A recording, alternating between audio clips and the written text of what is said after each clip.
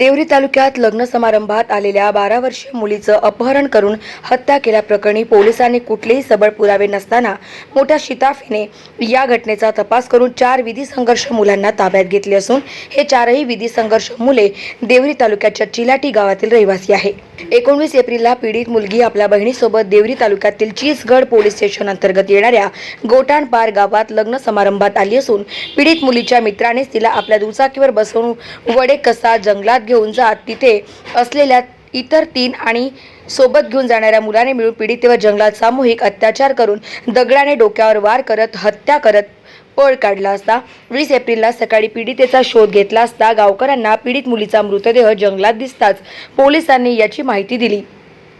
मात्र सदर घटनास्थळी मोबाईल नेटवर्क सुद्धा नसल्याने पोलिसांना आरोपीचा शोध घेण्यात अडचण निर्माण होत असल्याने पोलिसांनी 6 टीम तयार करून या संदर्भात तपास केला असता पीडितेच्या मोबाईलवरून काही मुलांची चॅटिंग समजून आल्याने आणि हत्येचा वेळ सारखा असल्याने पोलिसांनी तपास चक्रे फिरवीत 4 विधी संघर्ष मुलांना ताब्यात घेत चौकशी केली असता 2 मुलांनी गुन्हा कबूल केला असल्याची माहिती पोलिसांनी दिली आहे। सेक्शुअल ॲक्टिव्हिटीचे उद्देश होते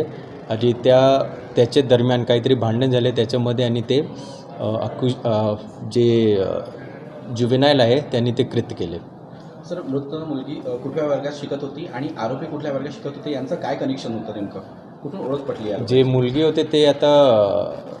स्टँडर्ड 6 मध्ये होते आणि जे मुलगा होते ते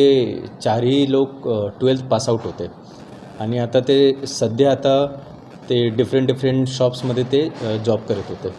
सर, अतिशय नक्षलग्रस्त भागात ही सगळी घटना घडली ज्या ठिकाणी चॅलेंजिंग सगळे आपले सांगितलं त्या पद्धतीनं कशा पद्धतीने तपास करताना काय काय अडचणी नेमक्या आल्या होत्या आपल्याला? अडचणी अशा आले होते की तिकडे काहीतरी CCTV फुटेज नव्हते किंवा मोबाईलचे नेटवर्क नव्हते आणि इंटरनेटची सुविधा पण नव्हते आणि जे विलेजर्स होते तिकडे ते जास्त कोऑपरेट केलेले नाही। तर